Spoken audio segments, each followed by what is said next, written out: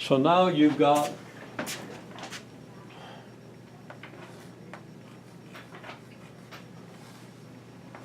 a resistance R. And you've got an EMF. And I'm going to write it like this. You take your voltmeter and you put it in parallel along here, because you know how that's how you use a voltmeter, right? You've done that in lab, so it's pretty. And you know, really all this voltmeter is just an ammeter, or a current meter, okay? It's just a loop in a magnet.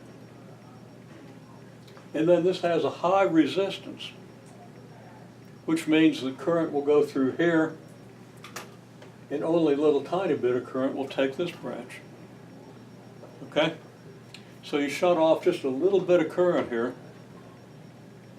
and you measure it. And then you know what your resistance is, so you can easily figure out what the current here is. Okay?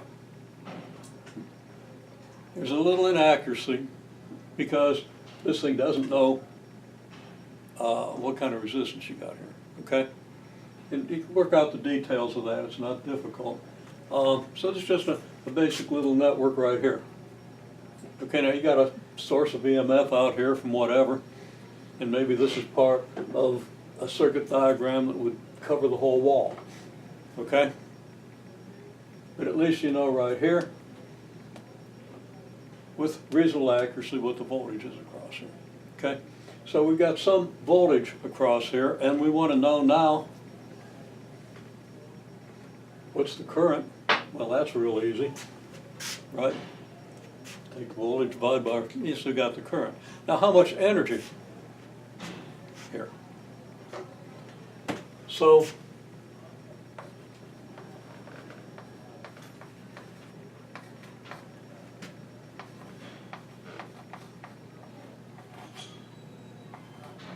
measured voltage, conclude current.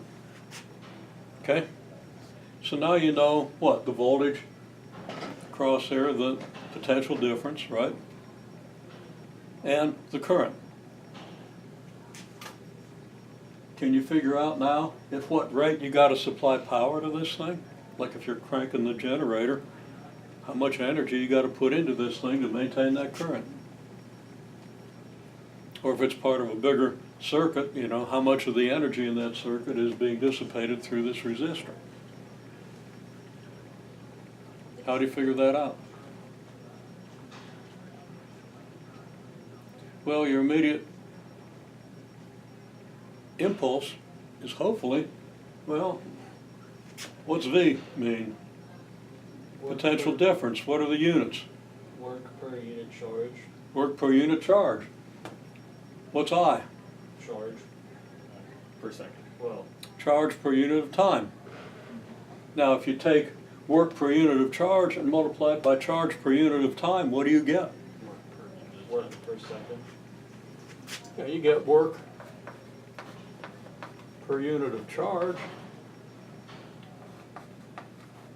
charge per unit of time, right?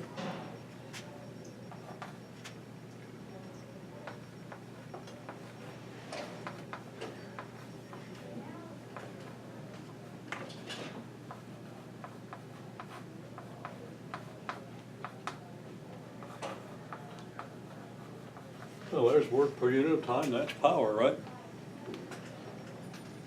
Okay?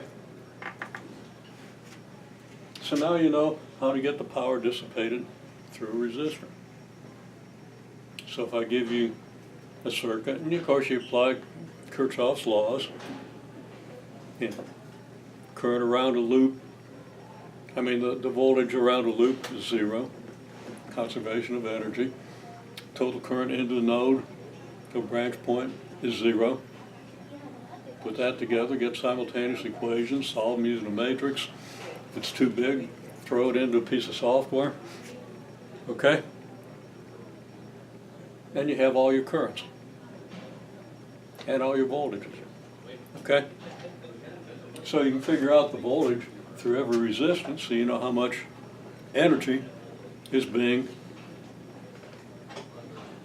dissipated through all the resistors in the circuit. And it's just a simple consequence of some very basic principles. Okay? Conservation of energy. Potential energy change around a loop is 0.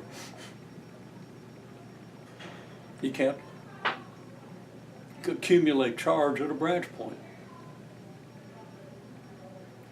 Immediately, you look at the thing, you just write down your equations, make sure they're independent, and you solve the system.